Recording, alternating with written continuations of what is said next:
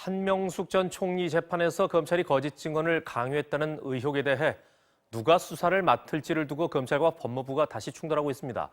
대검찰청이 수사를 맡길 수 없다는 이문정 감찰연구관은 지금까지 과연 어떤 내용을 조사해 온 건지 윤수환 기자가 취재했습니다.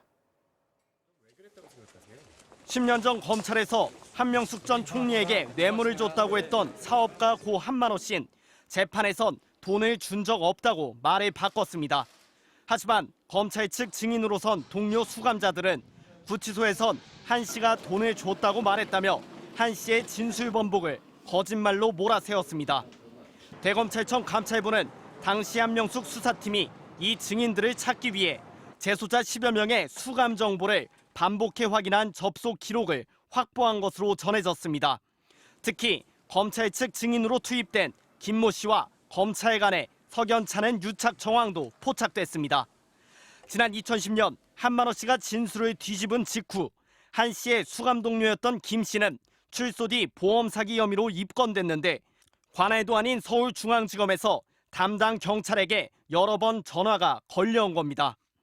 2차례 이상 전화가 왔다라고 해요. 자기들이 하는 사건에 중요한 참고인이고 증인이고 이런 식의 이야기를 했다 그러더라고요. 경찰은 당시 김 씨의 혐의가 인정된다며 기소 의견으로 송치했지만 검찰은 무혐의 처분한 것으로 전해졌습니다.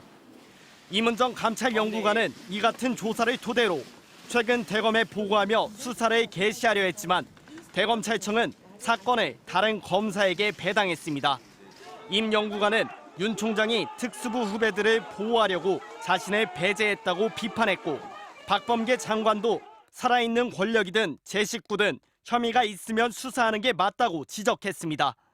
하지만 대검찰청은 정당한 조치라는 입장. 임 연구관에게 수사권을 부여한 절차가 위법한 데다 애초에 임 연구관에게 사건을 배당한 적이 없고 처음 담당 검사를 정한 것이라고 주장했습니다. 법무부가 임 검사에게 부여한 수사권을 인정하지 않는 대검이 다른 검사에게 맡기며 임 검사의 수사를 막아선 상황. 사건 공소시효는 3주도 채 남지 않았습니다. MBC 뉴스 윤수환입니다.